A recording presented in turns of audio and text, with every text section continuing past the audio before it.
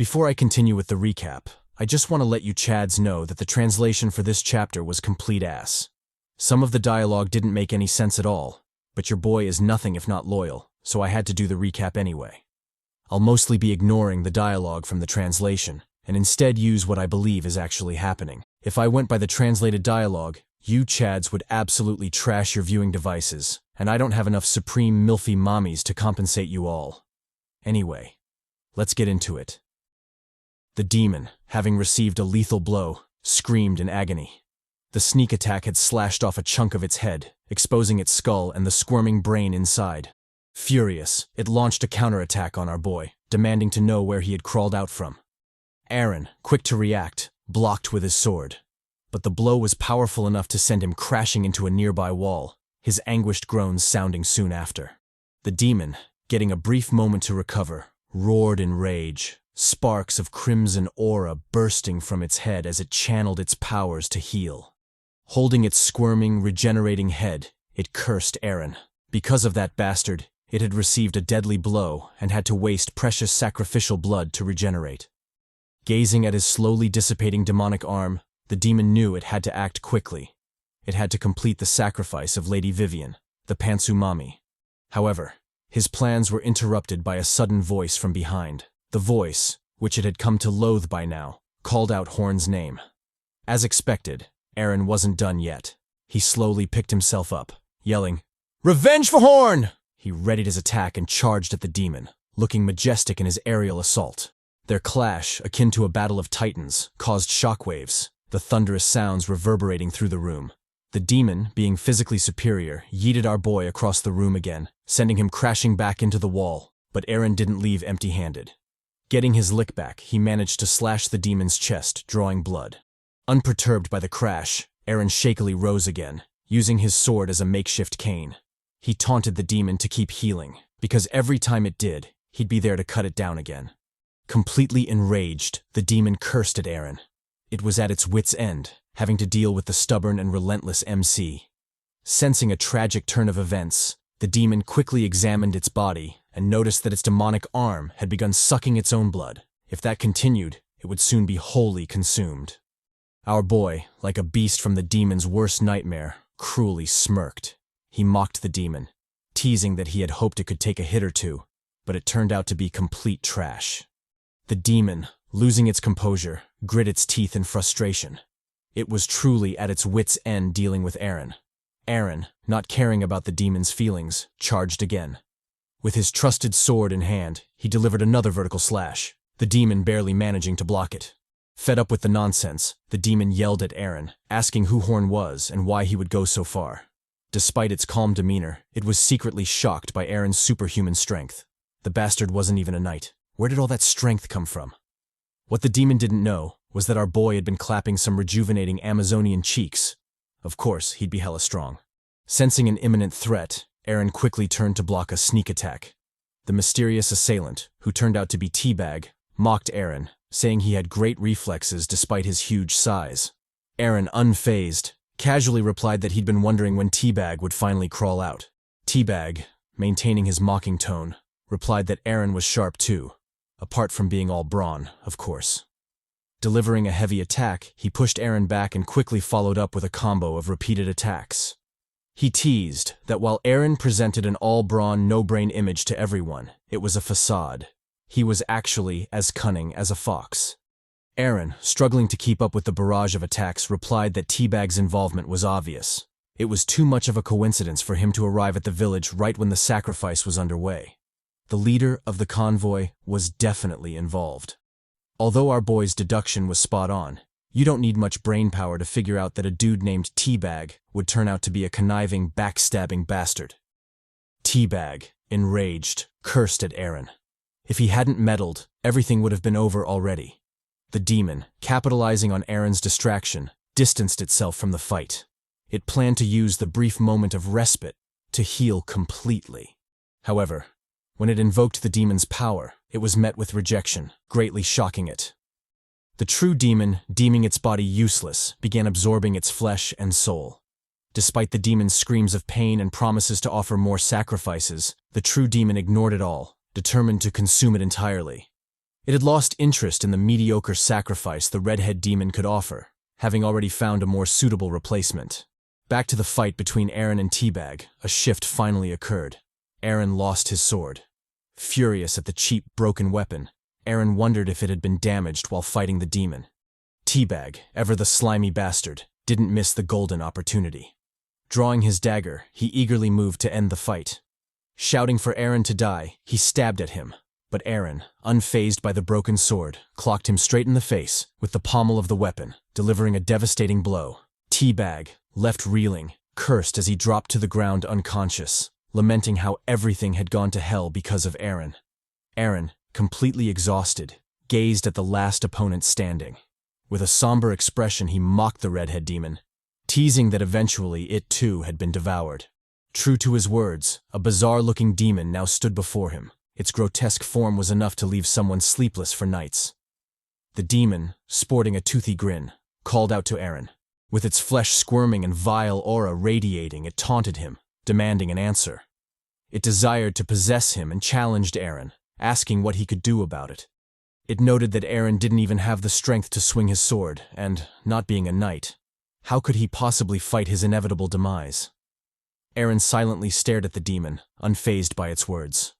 With a resolute expression, he dropped his broken sword and charged at it. Getting close, he jumped onto the giant abomination. Noting its disgusting huge eyes, our boy opted for the most barbaric approach. He opened his mouth wide and bit a chunk out of the demon's eye, tearing and chewing on its flesh. The demon, amused by Aaron's actions, laughed maniacally, ignoring him as he feasted on its flesh. It deemed Aaron's desperate attempt impressive. Aaron, having lost himself in rage, blacked out for a moment. When he came to, he was greeted by a distant yet familiar sight of two people arguing. As his vision cleared, he recognized them as Gladiator Golgai and Gambler Wei. Also present were the mysterious red-hooded mage, Mommy Avery, and the gorgeous redhead Amazonian mommy from the start of the manhwa. And, just as I predicted, she's hella beautiful. The Amazonian mommy, breaking up the fight, instructed Wei to give back the money to Golgai.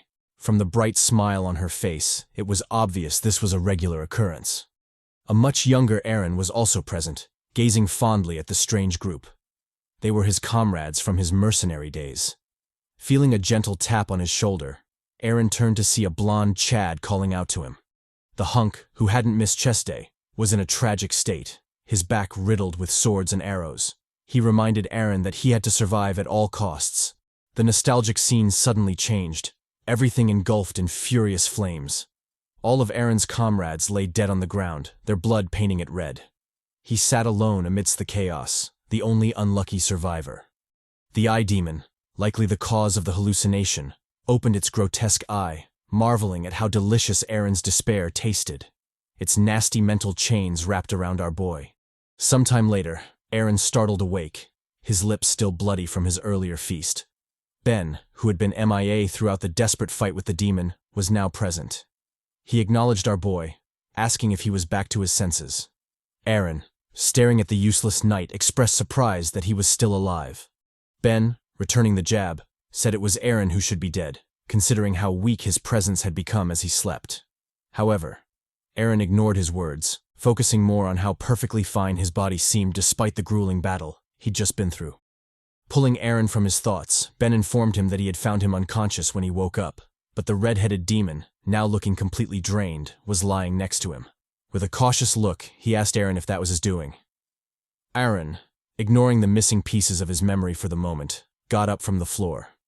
He replied that he had lost most of his memories of the fight, but it didn't matter.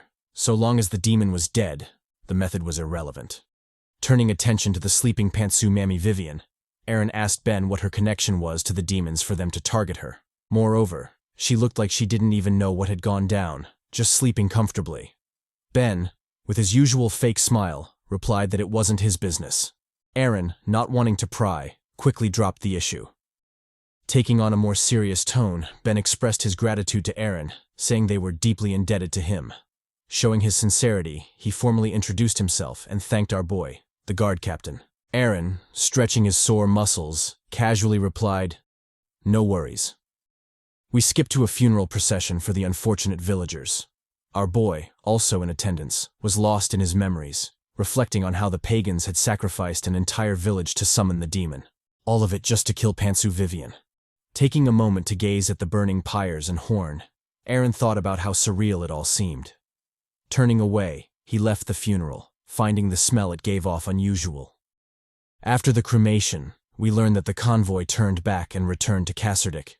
They also agreed to let Ben take credit for defeating the demon. Since only the two of them witnessed it, it wasn't hard to arrange. Besides, this worked out in Aaron's favor because if people found out he had been in contact with a demon, high-ranking church officials would likely investigate, spiraling the situation out of control. All in all, our boy survived and would be properly compensated. That was all that mattered. Somehow, the pervy thug, who Aaron thought had died, also managed to stay alive.